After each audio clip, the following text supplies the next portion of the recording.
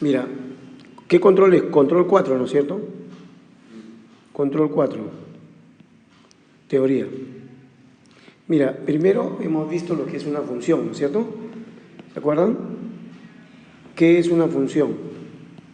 Una función de A en B, ¿no es cierto?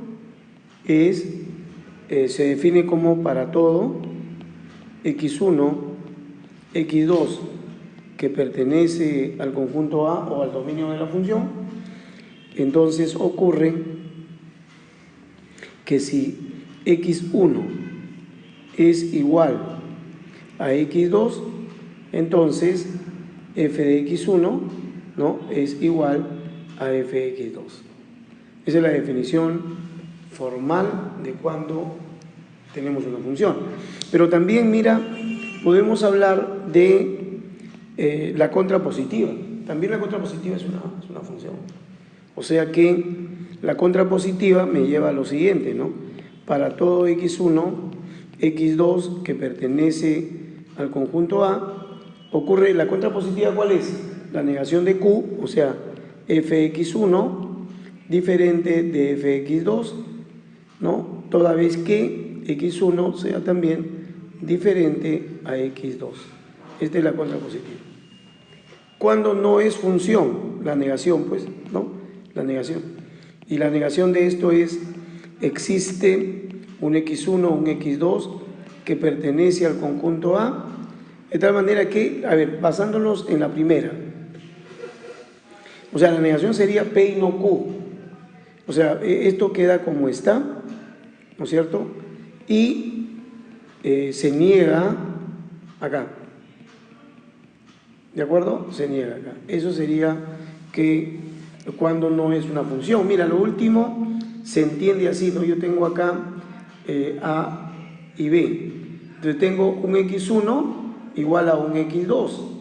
Pero cuando estoy evaluando, aquí aparece un f de x1 y aquí aparece un f de x2, ¿no es cierto? Y eso no es función, pues, porque las parejas serían, digamos que en lugar de esto sea x, la pareja sería x f de x1, ¿sí?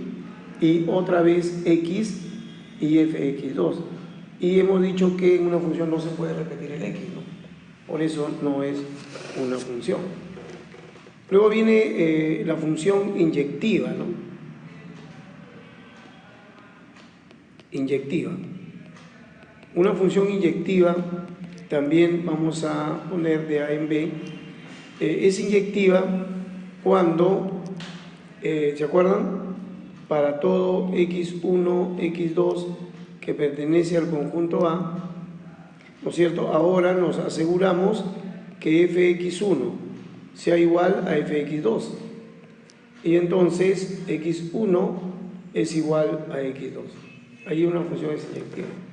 El trazo de una función que es inyectiva, reconocer es un trazo de tipo horizontal. Solo se corta en un punto y eso significa que es inyectiva. Si es inyectiva y esta no es inyectiva. ¿No es cierto? También aquí podemos hablar de la contrapositiva y podemos hablar también de la negación, ¿no? O sea, existe que pertenece al conjunto A y la negación es P y no Q, o sea que fx1 es igual a fx2, ¿verdad? Y x1 es diferente de x2. ¿Está bien? Luego viene una función del tipo sobreyectiva. ¿Cuál es la definición de sobreyectividad?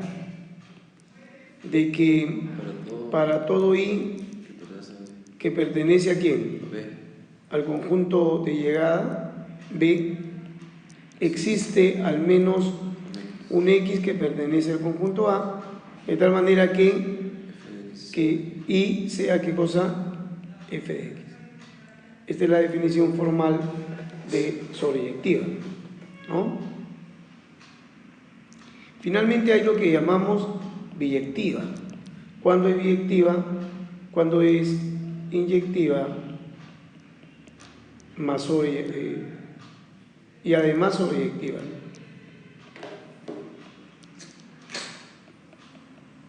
¿De acuerdo? Luego estudiamos también la función compuesta.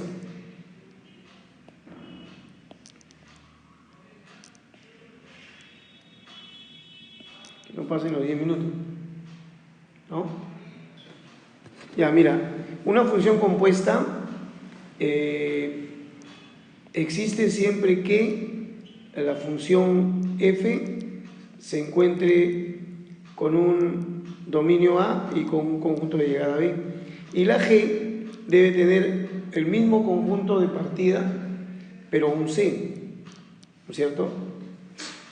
Entonces, si yo quiero, por ejemplo, hallar gof, este gof se lee como f compuesta con g, al revés, f compuesta con g. Para que exista función compuesta, estos dos deben ser iguales, ¿no? Necesariamente, ¿no?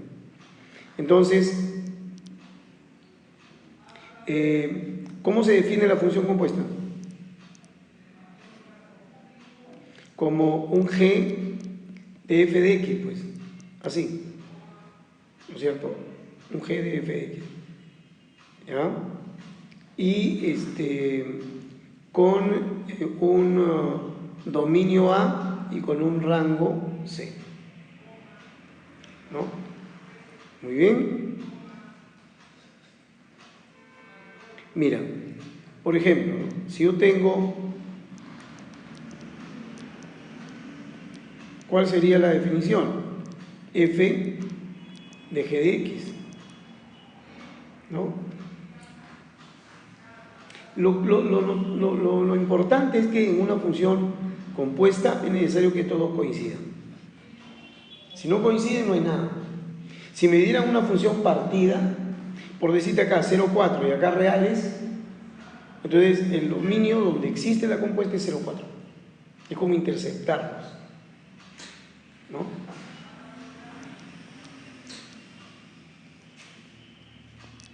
Función inversa. Bueno, acá en este caso hay que saber que si yo compongo la función con la identidad, sale la función. Y cuando compones al revés, también sale la función. ¿Qué cosa es ID? Identidad, que no es otra cosa que fx igual a x. Función inversa. Fíjate, para que exista una inversa, tendremos una función A, una función f de A en B y una g de B en A. Eso es lo primero. Si hay eso, hay inversa. ¿De acuerdo? ¿Y cómo se define la función inversa? Pues componiendo la función con g y siendo esta igual a g compuesta con f. ¿De acuerdo? El resultado va a ser la identidad. Cuando esto ocurra, podemos decir que g es... Bueno, también puedo decir lo contrario, que f es la inversa de g.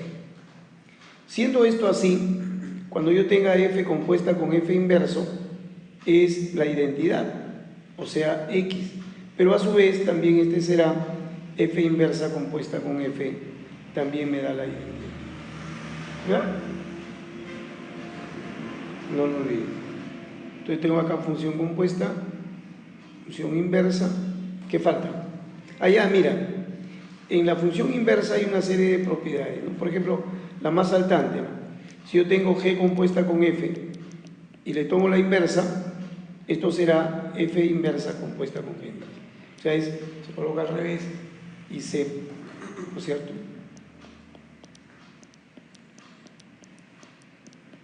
F inverso es f. Ya está. ¿Ya? Y hay que mencionar lo siguiente acá en la inversa. Suponte que yo tenga